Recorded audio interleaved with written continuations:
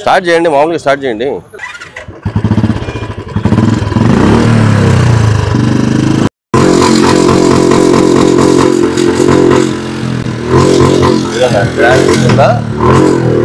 Track ఉందా మీకు?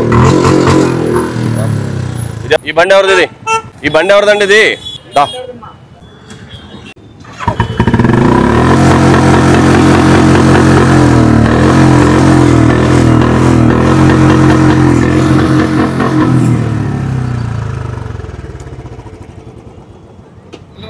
అంటే బాబు ఆ బండి ఎవరు?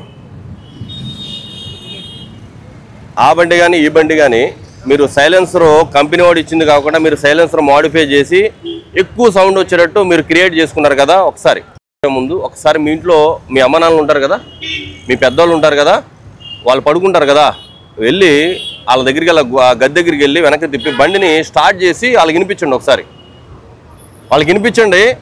ఆ బాధ వాళ్ళకి ఎలా ఉంటుందో వాళ్ళు మీకు చెప్తారు. దాన్ని బట్టి స్టిల్ ఇంకా మీరు రోడ్ల మీదకి వచ్చి తిరగాలి అనుకుంటే కనుక చేయండి. హార్ట్ పేషెంట్లు, పేస్ మేకర్లు ఉన్నవాళ్ళు, కొంత గుండెదాడు ఉన్నవాళ్ళు మీ సౌండ్లకి సైలెన్సర్లకి రోజు సస్తూ బతుకుతున్నారు రోడ్ల మీద, గ్రామాల్లో, ప్రజల్లో, రోడ్లలో లోపల. అలాగే మీరు తిరగాలనుకుంటే కనుక ముందు మీ ఇంట్లో ట్రయల్ చేయండి. మీ పెద్దవాళ్ళు, మీ ఫ్యామిలీ మెంబర్స్, మీ ఎల్డర్లీ పీపుల్ ఎవరైనా ఉంటే వెళ్ళి వాళ్ళ మంచాల దగ్గర కొట్టండి. ఇది ఈ సౌండ్లు కొట్టి ఈ పేల్చండి ఇవి. ఇంకా వాళ్ళు ఐ హోప్ వాళ్ళకి ఏం జరగకూడదని కోరుకుంటున్నాను. వాళ్ళు ఇంకా బాగుంది బాబు, సౌండ్ వినసొంపుగా ఉందా బాబు, నువ్వు 10 కాలాల పాటు ఉండాలని మేము దీస్తారా, ఎందుకు వచ్చింది ఇది అని చెప్పేసి తిడతారేమో ఒకసారి ఆలోచించుకోండి.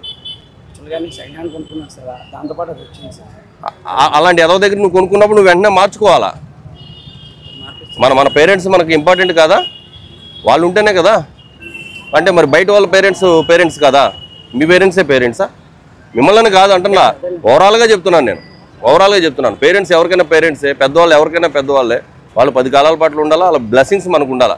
అంతేగాని ఇలాంటివి తిరిగినప్పుడు ముందు మీ ఇళ్లలోకి వెళ్ళి మనం కొట్టాలా. రెండు బళ్ళు చెక్ చేయండి ప్రాపర్గా. 2 బళ్ళు కూడా హ్యాండ్ ఓవర్ చేసుకోండి.